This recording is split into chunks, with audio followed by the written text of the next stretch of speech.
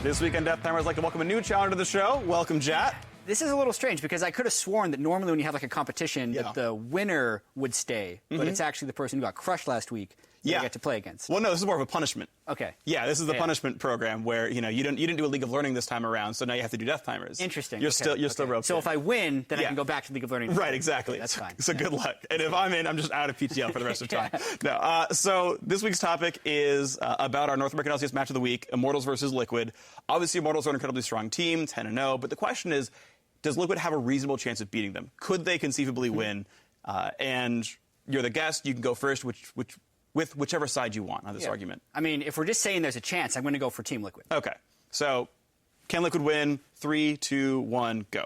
Yes, Liquid could win. They have a really talented roster. They still have Piglet and Phoenix from last year, who many people thought were best in position or very close to. And the way Immortals wins a lot of the time is by winning every single lane. So a team that can beat them is teams that can beat them at lane. The team that was closest to beating them was Team Solo Mid because they have strong players, didn't even need very good strategy. But Liquid has been leveling up their strategy throughout the year, and they have very strong players in very key positions. Phoenix in mid lane can beat Pobal through 1v1. Piglet as AD carry can keep down Wild Turtle. And Dardoch got out-CS'd by 50 the last time they played Reignover. He's a fast enough learner that he's not going to let that happen again. The only question mark would be Lorlo in the top lane, but I think they can overcome that because they can have advantages in 2 lanes, as well as Dardoch in the jungle. I don't even need the full 45 seconds because that's enough.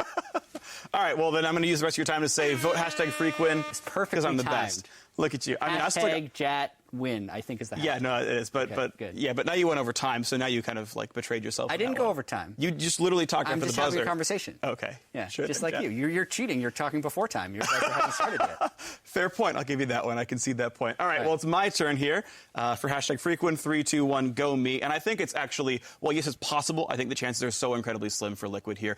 Immortals, super stacked lineup. And I think that the Dardoch versus Reignover matchup is actually more advantageous than you're giving credit for.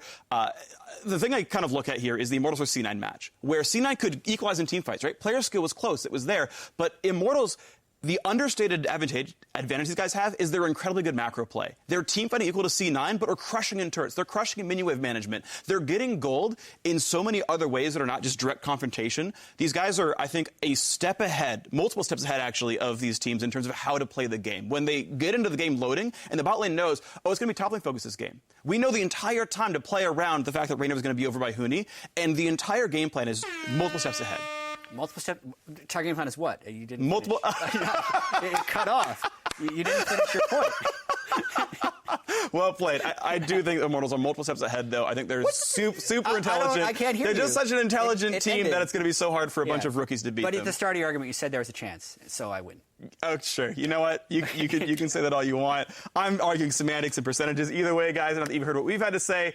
It's time to let us know who had the better argument. Hit us up on Twitter. Use @LaLeeSports with #JattWin if you want to get your weekly act of charity in for the week, or #FreakWin if you already done your good deed and you want to win the argument via being on my side. Jatt, thanks for trying.